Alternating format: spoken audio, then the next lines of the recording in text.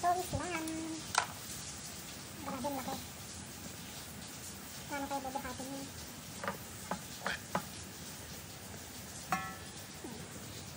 Nilagay ko dyan dito.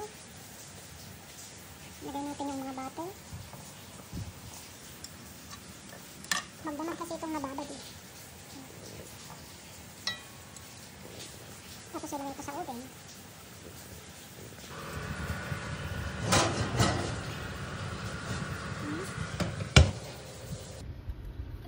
Pwede na natin kunin. Ayan. Pwede na natin ilagay yung lilipat. Grabe oh. Ang bigat-bigat. 2 kilo siguro. 3 kilo siguro to no. Lamb ito guys. Yung isang binti. Isang binti. Ayan guys. Nilipat ko na doon sa kabila. Ayan oh. Yan. Nilipat ko na sa kabila. Tapos ito naman buntot. So, i-fry natin yung sibuyas dito. Tapos, hindi ko nilalagay ito sa guys. Sa kalan, kundi sa oven. Kaya medyo matagal. Ayan o. Yung daming sibuyas. Iluto kasi ito hanggang hapon na yan. Yan. Parang igigisa ko ba? Pero sa oven ko ilagay. Ayan. Tapos mamaya tatanggalin ko ulit ito guys. And then lay with after matanggal, tanggalin ko ulit ito yung onion, tapos ilalagay ko yung carrots. Lay of carrots. Laying down of carrots pala. Ayan oh. Laki no.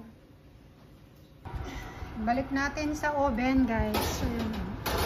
Balik natin yung onion sa oven. Ayan. For 20 minutes. Open natin guys. Yung onion. Yung onion pwede na yan. Okay na yan guys. Ayan, pwede na siya. Actually this one na. Luto na yan. Ilagay na natin yung, tanggalin muna natin ito. Ilagay natin sa bowl. Maraming to. Maraming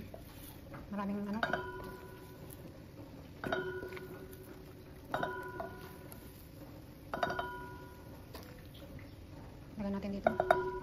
Tapos ibalik natin mamaya. Ilagay muna natin yung carrots. O diba? Ayan guys, okay na. Natanggal na lahat yung sibuyas. The rest na naman dyan. Tapos lagay natin itong carrots. Ayan. Bacon. Ayan. Lay of bacon guys. Ayan. Grabe no? Ang oily kaya to. Ilagay natin ganyan. I-arrange natin. Okay. Ayan pa dito. Kailangan natin.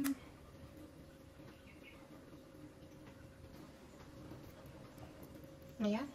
Ayan guys. Tapos ilagay natin yung carrots.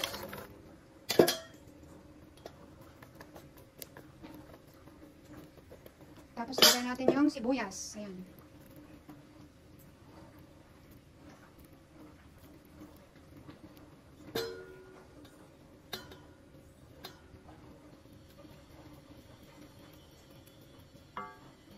Tapos ilagay natin yung meat. Ayan. Yung meat hindi ko makumakan eh. Halika. Ilagay natin yung meat guys. Ito oh. Bigat. Kaya to. Yeah. Ilagay natin siya dito.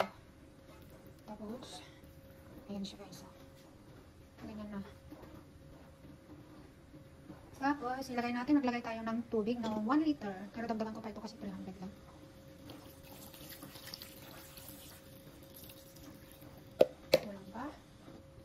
Ito, nagdagan natin para maging 5 liters. Wow, punong-puno na guys. And then, lagyan natin ng wine. Meron pa pala. Lagyan natin ito, instead of lamb cubes, so yung seasoning, lagyan natin ng chicken cubes. Kasi wala akong lamb cubes. Ayan guys, so, para may lasa ba. Ayan siya. Tapos, ang importante dito guys, is lagyan natin ng herbs. Alam nyo to, ginawa ko lang ito. Meron siyang thymes, and then sage, ito, sage, plus bay leaf. Ayan. Enroll ko lang siya ng isang tali. Tapos ilagay natin dito. Ayan.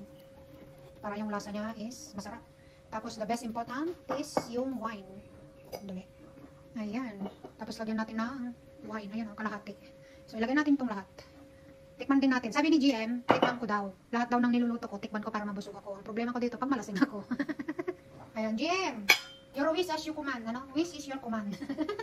Sabi mo sa akin, kung ano niluluto ko, tikman ko, diba? So, ngayon, pati alak, tikman natin. So, cheers.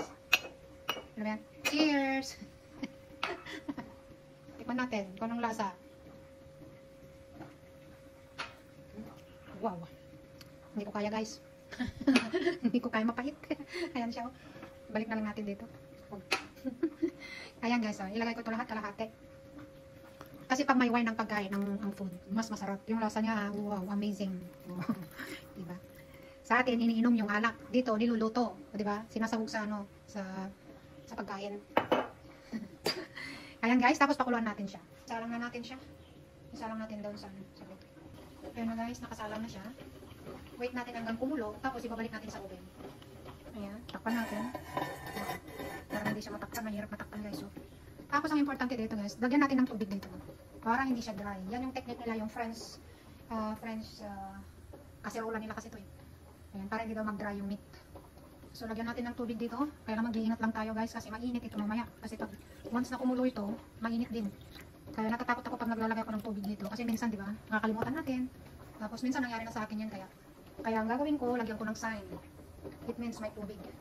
Ito, guys, lagyan ko ng bay leaf para at least makita ko na may tubig siya. Kasi kung hindi ko wala akong sign na ganyan, mamaya binuksan ko, nagiguho sa akin yung tubig. Kaya yun yung technique ko, guys. Yan, pakuluan natin, tapos ibalik natin sa oven. Hanggang hapon na yan. Ayan, guys, kumukulo na siya.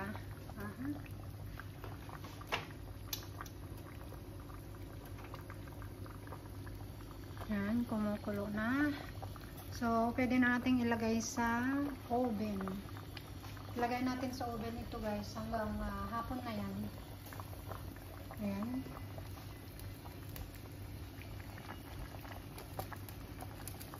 Ito yung herbs niya, guys. Masarap ng amoy. Alam nyo ba yung naamoy na ano, yung alak, yung wine. Yun ang pasarap ang amoy. Napakasarap ang amoy, guys. Ayan. Matagal iluto, pero best. Ano ba yung pangalan nitong French food kasi ito, saglit lang. Ito, guys, yung name, Gigot de Sepures. Ayan yung recipe niya. Ayan. Ito naman yung look like here. Parang ganito siya after. Ayan, guys, so. O, diba? Ang sarap. Sabaw na nga lang eh. Malasa na siya, guys. Grabe na yung ano niya. Okay. I-ano natin. I-off na natin. At ilagyan natin sa oven, guys. And continue boiling inside the oven. Ayan. So, lagyan natin ng salt para naman mamaya is maging okay na. Ayan, lagyan natin ng salt, guys. Salt. Ayan. Lagyan natin ng asin para malasa siya. Okay. Plus pepper.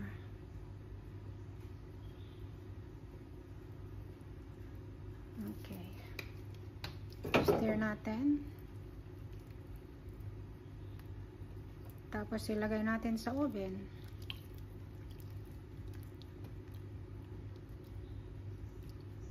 Ayan. Luto to ng hanggang gabi na to, guys. Basta check lang natin yung tubig niya. Kung pwedeng dagdagan. Ayan. Ilagay natin sa oven.